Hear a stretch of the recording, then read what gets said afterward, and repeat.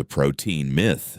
The protein myth that is making you weaker every decade. Almost every adult over 50 has been told at some point that they are eating enough protein. The standard dietary guidelines recommended for decades suggested that adults need around 0.8 grams of protein per kilogram of body weight per day. But here is the problem. That number was calculated to prevent deficiency, not to preserve muscle mass during aging. Research published in the American Journal of Clinical Nutrition found that adults over 50 need closer to 1.2 to 1.6 grams per kilogram daily just to maintain existing muscle tissue, nearly double the standard recommendation. This is where it gets worse. After 50, your muscles develop a condition called anabolic resistance, meaning they become significantly less efficient at using dietary protein to build and repair tissue.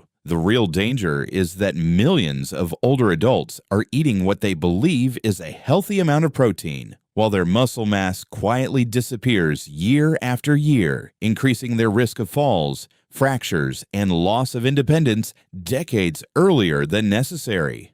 The cardio lie. The cardio lie that has been damaging your body for years. For decades, the dominant health message was simple: do more cardio, walk more, run more, get your heart rate up for 30 minutes a day, and you will age well. But here is what that advice consistently left out.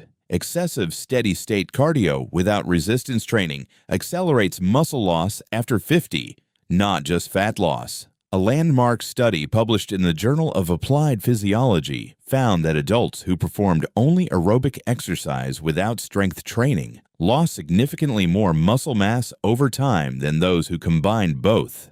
This is where it gets worse. Muscle loss after 50 directly lowers your resting metabolic rate, making weight gain easier and fat loss harder regardless of how much cardio you do. The real danger is that following the cardio-only advice feels virtuous and responsible, while the biological damage compounds invisibly underneath. Resistance training is not optional after 50. The science is unambiguous. It is the single most important physical intervention for healthy aging. The water rule hoax. The 8 glasses of water rule that was never based on science. Almost everyone over 50 has internalized the idea that they need to drink 8 glasses of water every single day. It feels like settled medical wisdom. But here is the truth. That specific recommendation has no rigorous scientific foundation. A review published in the American Journal of Physiology traced the origin of the 8-glass rule and found it emerged from a 1945 U.S. Food and Nutrition Board suggestion that was widely misinterpreted, stripping the crucial context that most of that water comes from food rather than drinks. This is where it gets interesting.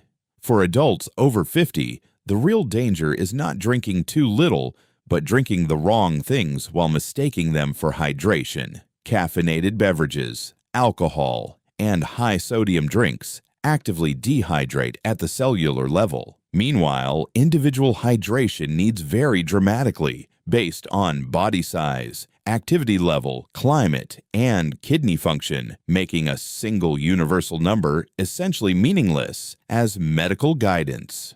The low-fat trap.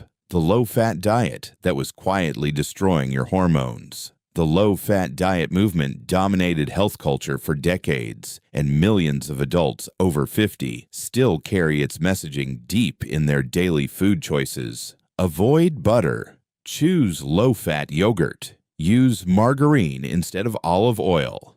But here is what that guidance produced at the biological level. Fat is the primary raw material your body uses to manufacture hormones, including testosterone, estrogen, and cortisol. Research published in the Journal of Steroid Biochemistry and Molecular Biology found that men following very low-fat diets had measurably lower testosterone levels compared to those eating adequate dietary fat.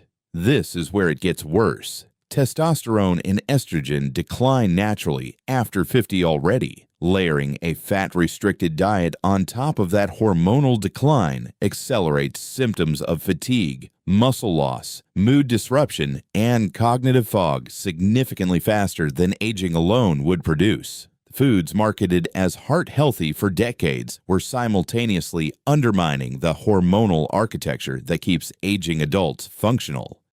The supplement scam. The supplement industry lie that has cost you thousands of dollars.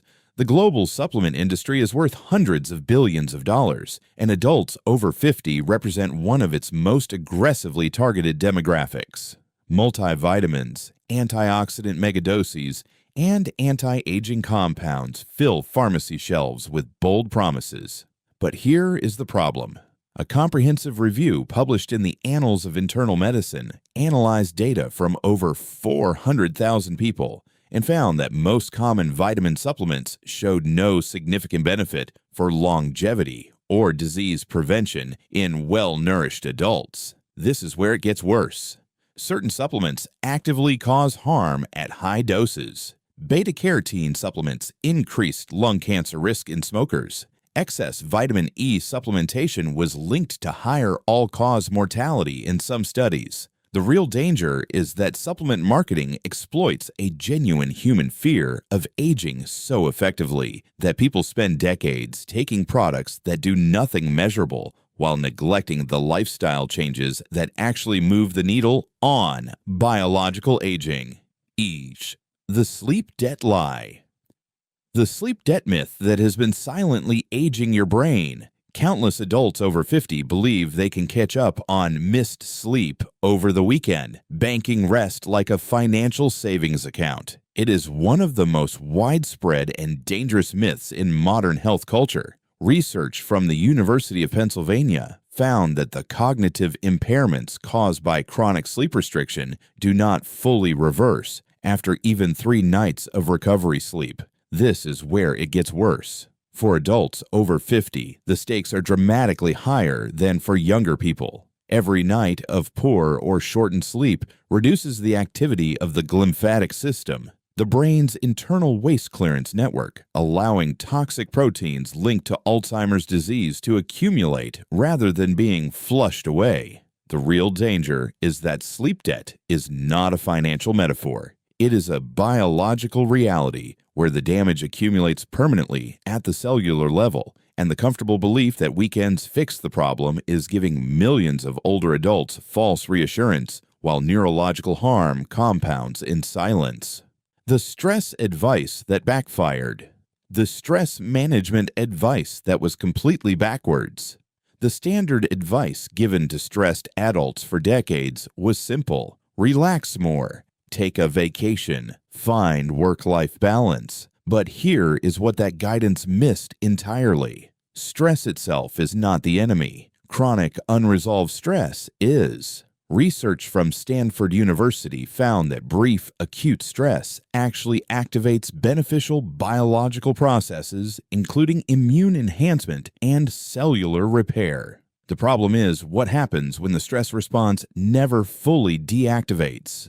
For adults over 50, chronic low-grade stress keeps cortisol elevated continuously, which suppresses immune function, accelerates telomere shortening, disrupts sleep architecture, and promotes systemic inflammation simultaneously. This is where it gets worse. The standard relaxation advice treats stress like a switch that vacations can flip off. But once the nervous system has been conditioned into a chronic stress state, passive rest rarely resolves it. Active daily nervous system regulation through specific breathing techniques, cold exposure, and social bonding is what the research actually supports. The normal aging lie.